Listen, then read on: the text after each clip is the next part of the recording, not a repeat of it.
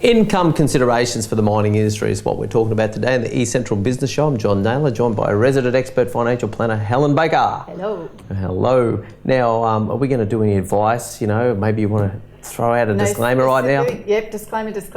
Check the one at the end, but general discussions only. Okay, fabulous. Let's get on with the show then. So, income considerations. What on earth are we talking about, Helen? Well, I think the thing to recognise in the mining sector and construction sectors are that they usually get paid a premium for the work they do, because of the type of work that they do, and B, if they're doing FIFO, so they get paid a premium to adjust their lifestyle accordingly. So the question then becomes, okay, well, what happens if this switches off? Is your skill transferable to another industry? And if so, does that mean that you have to take a pay cut to go there, or can you still get paid the same amount of money? So I'll often talk when I'm presenting women in mining and things like that to say, if you live according to this salary that is probably transferable to another industry and do something with the extra that you've got, then you're living up to that lifestyle, which means you're not trapped into something that you can't change down the track, or you're not forced to sell investments or change your lifestyle if the game changes. Yeah, okay. Now, you do hear of that so often where people sort of will live to the extent of their income. Yeah. And they're geared so heavily, and then the mining industry basically becomes a drug that they can't get off. Yeah.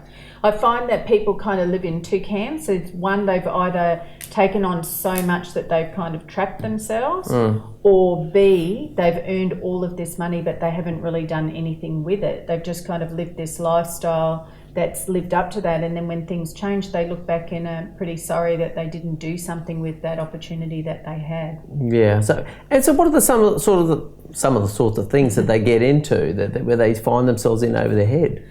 One of them, I think, is from an investment perspective. So a lot of people have been sold some types of investments that are maybe not appropriate for them, so they've got into that. And then there's also the party ones, which are the jet skis and the cars and the thing, and big houses with big mortgages often. So I've seen people who have done very well, they've saved, and they do have a nice big house, and it's sustainable. But then you have other people who didn't save but have still taken on that really big house because the bank were loaning them that kind of serious money. So there's an assumption that, well, I must be able to afford it then. So they buy those big places. Yeah, okay, because they've been shown a model around, something.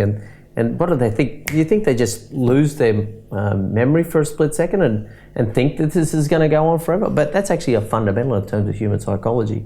When things are good, we think it's going to last forever. Yeah, I think that's one of the big issues in the industry is it can be quite volatile. So we've seen seasons where there's been a long period of time where, that particular town or that particular industry or that segment of the mining sector was doing very, very well. And then it's changed. And so it's like, where does that leave people from that perspective? Does it leave them in a good position and everything can carry on, or does it actually start to jeopardise what they've put in place? Yeah, okay. And certainly, and there's always those other factors beyond even what the industry does in terms of the topsy-turvy nature of mining industry. There could be other factors outside that around health, pregnancy, change of family circumstance. Yep.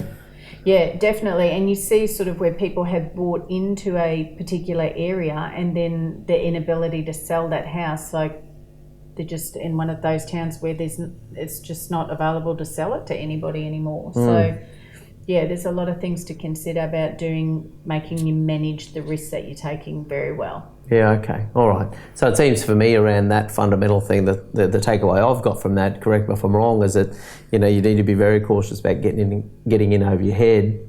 Obviously, the premium that you are getting is if there is a premium, kind of a functional smart thing to do is live like you're on the basic wage for that industry. It doesn't become a heroin, it doesn't become an addictive habit that you can't escape from. I mean, if you think, like Malcolm Turnbull says, the average salary in Australia is $80,000 a year. Most people in those industries will be earning around double or more than that. So if you imagine, okay, let's live as if I was earning $80,000 a year. What can I do with all that extra money? I mean, it's a phenomenal opportunity.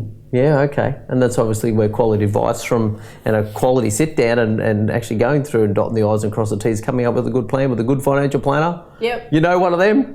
Yeah, I do. Yeah, Helen Baker. How do people contact you? We're just on the website on onyourown2feet.com.au. Okay, fabulous. And you got that book of yours too, On Your Own 2 Feet.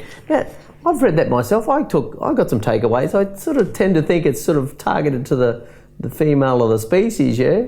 It is targeted at women, but my male clients will say, why don't you do one for us? And I was going to do like boots and a tie, but I say just change the she's to he's. The concepts are the same. Yeah, no, very much. Some quality takeaways for myself there for sure. Yeah, okay. Helen, thank you very much for your time today. And now we're going to keep on with this subject around the mining industry. You ready to take on some more questions? Let's do some more. Okay, fabulous. All right. That's another episode done of the eCentral Business Show. We'll talk to you next time.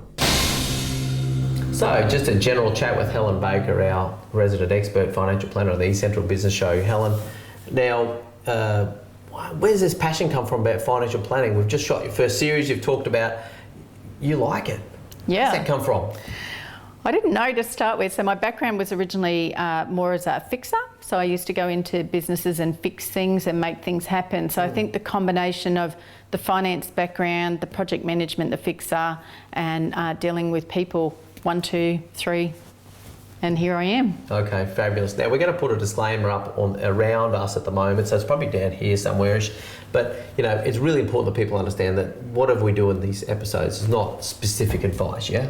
No. So specific advice must be tailored to their personal circumstances. So we'll just be talking generally about bits and things, and if that interests them and sparks them, they can seek specific advice from there. Okay, so now how do people get their Helen Baker though? So there's a book and there's a website to make contact, yeah? Yeah, so there's a website, there is the book that you can buy. I'm on LinkedIn.